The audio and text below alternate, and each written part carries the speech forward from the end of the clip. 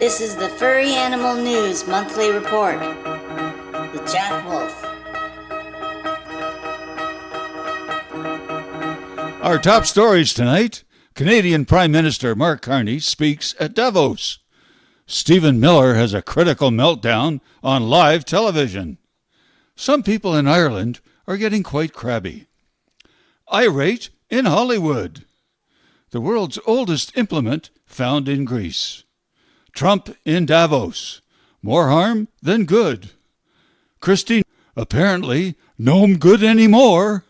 Those stories and a whisker more tonight on Fan News.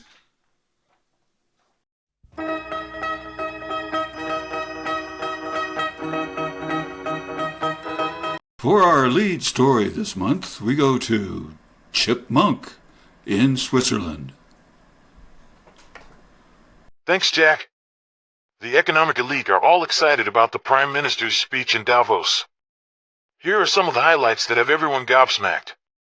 Well, as you will no doubt see, not everyone. It seems that every day we're reminded that we live in an era of great power rivalry, that the rules-based order is fading, that the strong can do what they can and the weak must suffer what they must.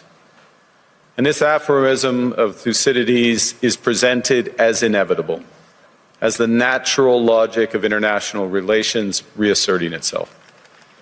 And faced with this logic, there is a strong tendency for countries to go along to get along, to accommodate, to avoid trouble, to hope that compliance will buy safety. Well, it won't. Let me be direct. We are in the midst of a rupture, not a transition. Over the past 2 decades, a series of crises in finance, health, energy, and geopolitics have laid bare the risks of extreme global integration. But more recently, great powers have begun using economic integration as weapons.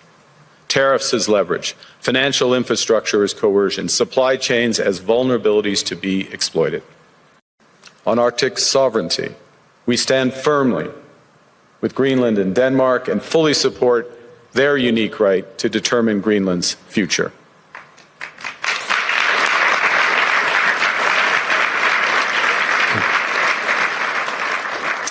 Our commitment to NATO's Article 5 is unwavering. So we're working with our NATO allies, including the Nordic-Baltic Gate, to further secure the alliance's northern and western flanks, including through Canada's unprecedented investments in over-the-horizon radar, in submarines, in aircraft, and boots on the ground, boots on the ice.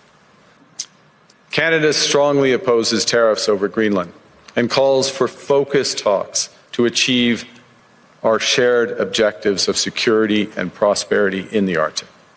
Argue the middle powers must act together because if we're not at the table, we're on the menu. But I'd also say that great powers can afford for now to go it alone. They have the market size, the military capacity, and the leverage to dictate terms. Middle powers do not. But when we only negotiate bilaterally with a hegemon, we negotiate from weakness. We accept what's offered. We compete with each other to be the most accommodating. This is not sovereignty. It's the performance of sovereignty while accepting subordination. Well, it seems the Prime Minister did not mince words. No translation needed. This is Chipmunk reporting from Switzerland. And now to Washington with Blitz Wolfer. You've called the district judge's ruling blocking the deployment of National Guard in Oregon legal insurrection. Does the administration still plan to abide by that ruling? Well, the administration filed an appeal this morning with the Ninth Circuit. I would note the administration won an identical case in the Ninth Circuit just a few months ago with respect to the federalizing of the California National Guard. Under Title 10 of the U.S. Code, the president has plenary authority. Stephen? Stephen? Hey, Stephen, can you hear me? It seemed, Stephen, I apologize. It seems like we're having a technical issue. We'll try to fix that and get back to you after a quick break. Stay with CNN. Some folks in Ireland have something to be crabby about. With that report, we go to Stephen Cold Bear in Dublin.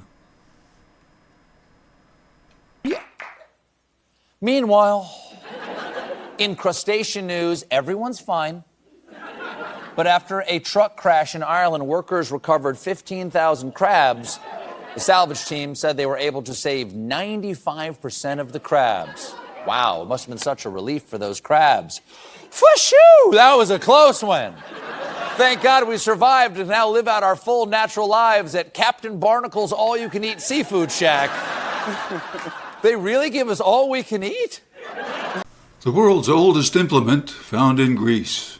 Based on research published in January 2026, the oldest wooden tools ever discovered were found in Megalopolis Basin of Greece, dating back 430,000 years.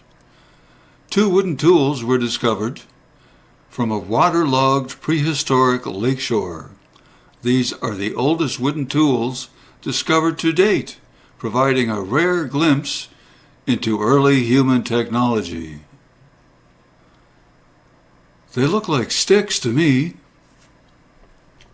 And now to Hollywood. Here's Oliver Otter. The Hollywood Chamber of Commerce says Sydney Sweeney did not get permission to hang bras on a Hollywood sign, which she did as a promotion for her new brand of women's undergarments. Officials say this is a Class C misdemeanor, or possibly double D. What they mean is each misdemeanor is unique and beautiful in its own way. Remarkable. Trump in Davos. For that report, we go to Connie Lamb in Davos, Switzerland. Thanks, Jack. Oh my God, they never told me it would be like this at my journalism classes at Trump University. So you can see for yourself. Well, thank you very much, Larry. It's great to be back in beautiful Davos, Switzerland, and to address so many respected business leaders, so many friends, few enemies. Certain places in Europe are not even recognizable, frankly, anymore. They're not recognizable. And we can argue about it, but there's no argument. Friends come back from different places. I don't want to insult anybody and say I don't recognize it. And that's not in a positive way. That's in a very negative way. And I love Europe, and I want to see Europe go good, but it's not heading in the right direction. I'm like totally blown away. This was the most awesome speech I've ever heard by a sitting president. Connie, how many speeches have you heard by sitting presidents? Well, like one, and this is the most awesome, totally. I'm Connie Lamb in Switzerland. Wow. Moving on. Well, apparently DHS Secretary Kristi Noem is having some difficulties. For that story, we go to Susie Fox in D.C. Madam Secretary, our viewers just need some clarification of the incident. You posted on social media 2.5 hours after the shooting that officers were approached by a man armed with a 9mm automatic weapon, and the officers feared for their lives. Can you comment on that? I know you realize that that situation was very chaotic and that we were being relayed information from on the ground from CBP agents and officers that were there. We were using the best information we had at the time, seeking to be transparent with the American people. What do you think should have or perhaps could have been done differently? It's part of the reason why we have several layers of an investigation here. We believe that we can always do better, and we seek to do that every single day. And we want to make sure that we not only improve protocols on the ground in chaotic and volatile situations like this, but that we continue to find the truth around this situation and get the facts to the American people. With all due respect, do you feel domestic terrorism is a wise phrase to be using at this time? Oh, well, everything that I've said has been proven to be factual and the truth. Well then, I'm Suzanne Fox from the Capitol.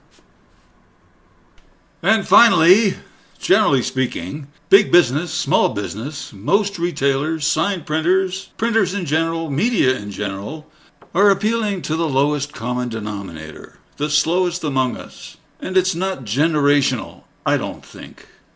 Simple stuff that the much revered George Carlin touched on years ago. I was on a flight recently from Newark to D.C. and was given a small plastic bag of peanuts.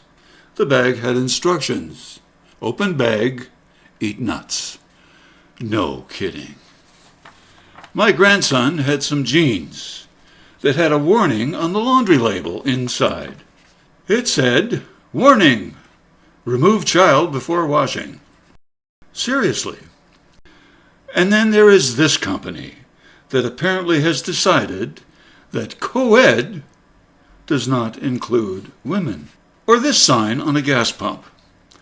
Evidently, for thieves that are hearing impaired. Annoying? Yes. Earth-changing? Not likely. That's all for now. I'm Jack Wolf with a whisker more. Have a pleasant evening and the tomorrow you deserve.